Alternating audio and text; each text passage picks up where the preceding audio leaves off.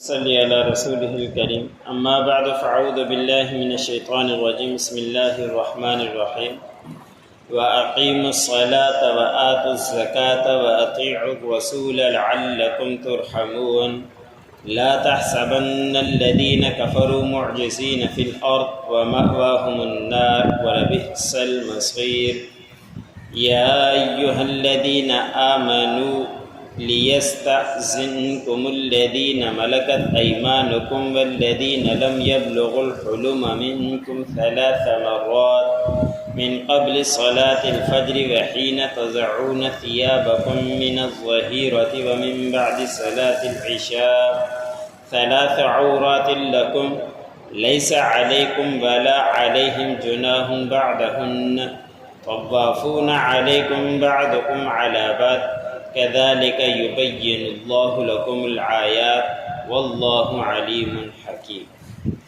سورۃ النور کا درس چل رہا ہے۔ اسی سورۃ کا آیت نمبر 56 سے لے کر 58 تک تلاوت کی تھی۔ گزشتہ آیتوں کے اندر اللہ رب العزت نے فرمایا کہ اللہ نے وعدہ کر رکھا ہے کہ تمہیں ضرور و ضرور خلیفہ بنائے گا زمین میں، کہ جب مکے میں اور مدینہ میں مسلمان تھے تو پریشان رہا کرتے تھے، کافر پریشان کرا کرتے تھے، تو اس کا خوف ہر وقت رہتا تھا۔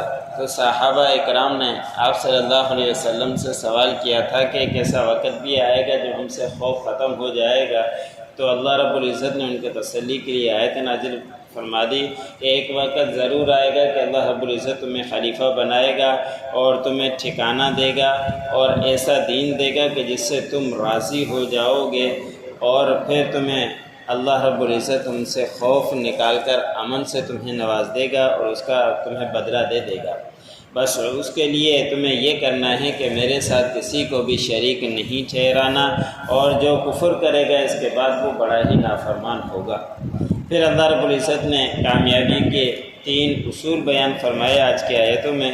وہ اصول یہ ہے کہ اب نماز تم قائم کرتے رہنا، زکوٰۃ کو صحیح طریقے سے پابندی کے ساتھ ادا کرتے رہنا، اور رسول اللہ صلی اللہ علیہ وسلم کی اتباع کرتے رہنا۔ بس یہ 3 کام کرنا تو اللہ رب العزت نے فرمایا تاکہ تم کامیاب ہو جاؤ، تم فلاح پا جاؤ، تاکہ تمہارے اوپر رحم کیا جائے۔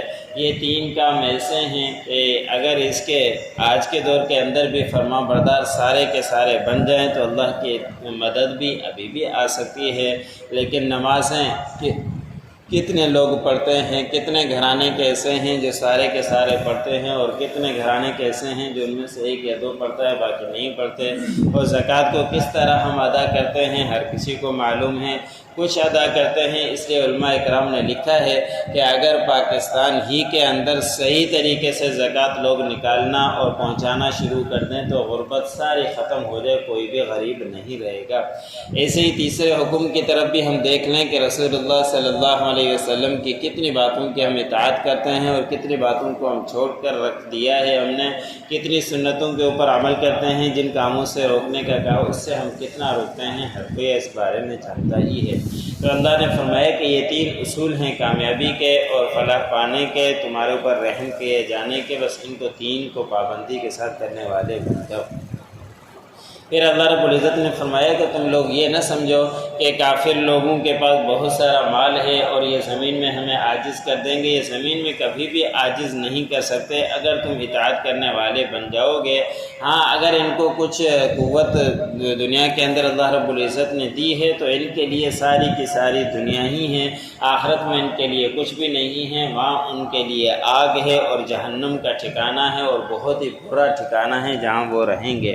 دنیا کے اندر ان کو کچھ نواز دیا گیا تو نوازا، لیکن آخرت میں ان کو کچھ بھی نہیں ملے گا، اور ان کے لیے جو ٹھکانہ ہے وہ بہت ہی برا ٹھکانہ ہے۔ اگلی آیت کے اندر اللہ رب العزت نے ایک گھر کے اندر کن اوقات میں داخل ہونا ہو، اس وقت اجازت لی جائے، ان اوقات کو بیان فرمایا ہے۔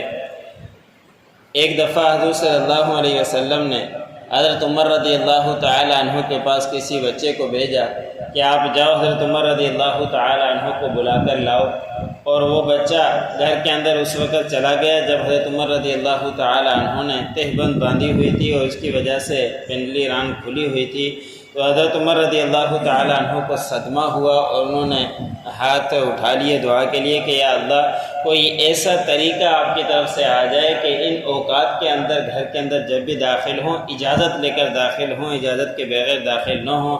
حضرت عمر رضی اللہ تعالی عنہ نے دعا کی، اللہ رب العزت نے آیتیں اتار دی، اس کے اندر اللہ رب العزت نے 3 اوقات کے اندر اجازت لینے کے بعد داخل ہونے کا حکم دیا ہے۔ اس کے علاوہ اگر کوئی آتا ہے، کام والا ہے، بچہ ہے گھر کے اندر، تو اس کے لیے تو منع نہیں ہے۔ ان 3 اوقات میں لازمی ہے کہ اس کی اجازت لے کر جائیں۔ اس صورت نور کے شروع کے اندر بھی اللہ رب العزت نے یہ طریقہ بتلایا تھا کہ گھر کے اندر جب جاؤ تو اجازت لے کر جاؤ، اجازت ملے تو داخل ہو، اجازت نہ ملے تو واپس پلٹ کر آ جاؤ۔ ہو سکتا ہے کسی مجبوری کی وجہ سے ہو۔ اب دوبارہ اس رکوع کے اندر وہی بات اللہ رب العزت نے بیان فرمائی کہ ایمان والو، تم جب داخل ہو کسی گھر کے اندر جانا چاہو تو ان سے اجازت لے لو، اور جو تمہارے مالک ہیں دائیں ہاتھ گھر کے اندر کام بھی کرنے والے ہیں ان کے لیے بھی یہ حکم ہے، ایسے ہی ان لوگوں کے لیے بھی جو ابھی بلوغت کو نہیں پہنچے۔ اب یہاں ایک سوال پیدا ہوتا ہے کہ بلوغت کو نہیں پہنچے ان کے لیے یہ حکم کیوں ہے؟ 5 6 7 سال کا بچہ وہ اجازت کیوں لے کر داخل ہو؟ تو اس کے اندر حدیث مبارک میں آتا ہے تاکہ اس کا ماحول بنے، اس کو کہا جائے کہ تم اس اوقات کے اندر گھر کے اندر داخل نہ ہونا۔ ہو سکتا ہے کہ وہ کسی اور ہر حالت کے اندر ہو جو تم دیکھنا گوارا نہیں کرتے، تاکہ بڑا ہو جائے اس کے اندر وہ ادب آ جائے، ماحول آ جائے۔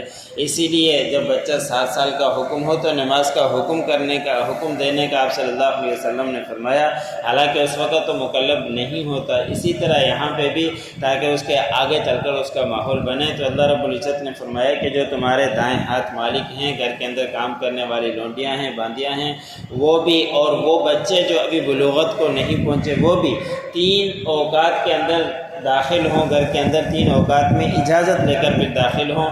3 اوقات کون سے؟ اس میں سے ایک فجر کی نماز سے پہلے کہ اس وقت، اور دوسرا وقت وہ ہے کہ جب ظہر کے وقت جب انسان قیلولہ کرتا ہے اس وقت بھی کپڑے اتار کر سوتا ہے اور صرف تہبند باندھ کر سوتا ہے، اور تیسرا عشاء کی نماز کے بعد۔ یہ ایسے ہیں کہ یہ خلوت کے اوقات ہوا کرتے ہیں، میاں بیوی ملنے کا بھی امکان اس کے اندر ہوا کرتا ہے، اور ایسے ہی وہ اپنے خیالوں کے اندر ہوتا ہے، آرام کے لیے تہبند باندھی، کبھی کپڑا صحیح ہوتا ہے کبھی نہیں ہوتا، اور میاں بیوی بھی اس وقت مل سکتے ہیں۔ تو اس لیے ان 3 اوقات کے اندر اجازت لے کر داخل ہوں۔ ان کے علاوہ اگر وہ داخل ہونا چاہتے ہیں تو پھر ان کے اندر کوئی گناہ نہیں ہے کہ ان کے علاوہ جب جانا چاہیں تو بغیر اجازت کے بھی جا سکتے ہیں، اس کی گنجائش ہے، کیونکہ وہ تو تمہارے گھر کے اندر ہی رہتے ہیں اور گھر کے اندر بار بار آتے جاتے ہیں۔ لیکن ان 3 اوقات کے اندر ایسے ہیں کہ وہ بھی جو گھر کے اندر آنے والے بھی ہیں وہ بھی اجازت لے کر داخل ہوں، بغیر اجازت کے داخل نہ ہوں۔ اسی طرح اللہ رب العزت تمہارے لیے نشانیاں بتلاتا ہے تاکہ تم اس کے اوپر عمل کرو، اور اللہ رب العزت جاننے والا ہے اور حکمت والا ہے، ایسے حکم جان کر دیتا ہے تاکہ تم صحیح طریقے سے زندگی گزار سکو۔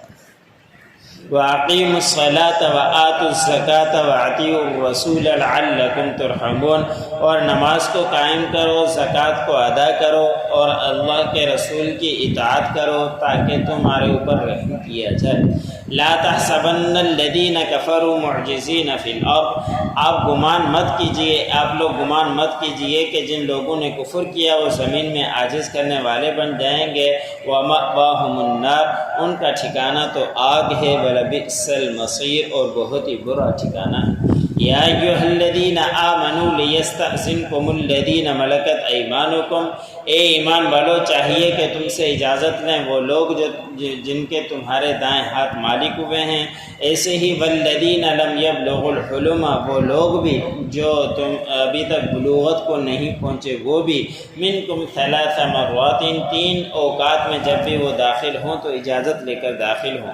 من قبل صلاۃ الفجر، فجر کی نماز سے پہلے، وحین تضعون ثیابکم من الظہیرہ، اور جس وقت تم کپڑے اتارتے ہو ظہر کے وقت، ومن بعد صلاۃ العشاء، اور عشاء کی نماز کے بعد۔ 3 عورات لکم، یہ 3 اوقات تمہارے لیے سطر کے ہیں، پردے کے ہیں۔ لیس علیکم ولا علیہم جناح بعدہن، نہیں ہے تمہارے اوپر اور ان کے اوپر کوئی گناہ، کوئی حرج ان اوقات کے بعد کے آنے جانے میں۔ طوافون علیکم بعضکم علی بعض، اس لیے کہ وہ تمہارے گھر کے اندر آتے جاتے رہتے ہیں بعض میں سے بعض پر۔ کذالک یبین اللہ لکم الآیات، اسی طرح بیان کرتا ہے اللہ تمہارے لیے نشانیاں۔ واللہ علیم حکیم، اللہ رب العزت جاننے والے اور حکمت والے۔ جو پڑھا سنا